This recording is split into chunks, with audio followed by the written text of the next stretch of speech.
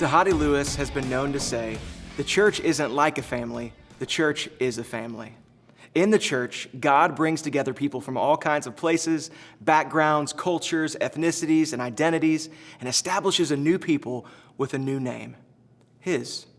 He does this all through adoption, through Jesus Christ. And like any healthy family, even though we are busy with our individual lives, we prioritize getting together for the sake of the family, for our shared identity, and for our shared mission. Think about it. Family meals, family activities, family rhythms, even family vacations, they all play a part in keeping a family together, strong, moving in the same direction.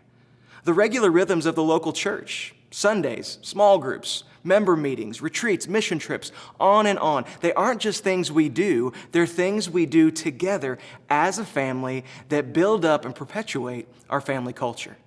The same applies when we multiply disciples, plant churches, and send missionaries.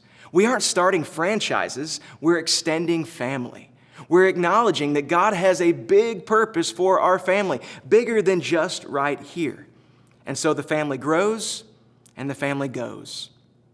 And one of the most helpful things that we can do is help our churches to see this work as family and see the need for ongoing connectivity like that of family reunions. Living near some of the largest city parks in St. Louis for nearly a decade, I saw a lot of family reunions.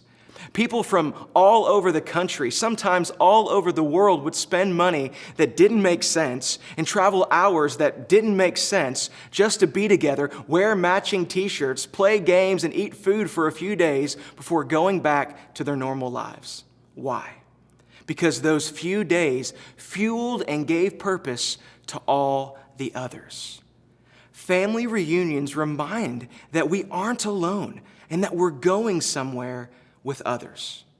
Let me encourage you to find ways to depict this to your congregation. That as you raise up and you send church planters and missionaries, you're helping to grow God's extended family. And let me challenge you to find ways to celebrate these ongoing relationships both in person, when possible, and from afar, when not, as family reunions. Here are a few ways that I found that help. First, send.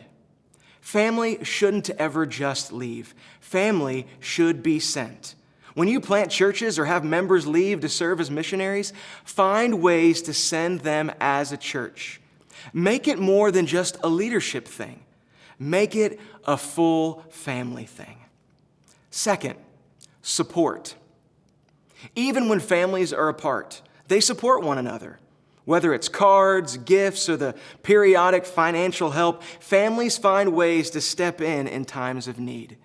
You can build this same sense of family by creating systems of ongoing support that serve as a safety net for those extended family members that are away from home. Next, sustain. Relationships need nurture. Time, space, distance, and many other factors will fight against the sense of extended family that God wants for your church and those that you send. So let me encourage you to develop avenues for communication, opportunities for touches, and inroads for relationship that will help sustain a sense of family for the long haul. And finally, celebrate. Everyone remembers those big family gatherings.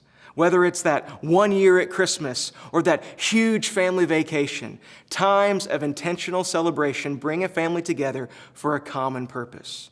So it's important for the church to do this too.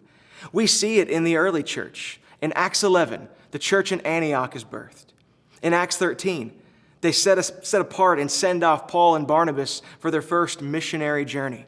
And in Acts 14, they come back and they spend an intentional amount of time celebrating all God did through their shared mission of the gospel. And we know that their story continued. And I believe if we adopt these same rhythms, our family story will as well.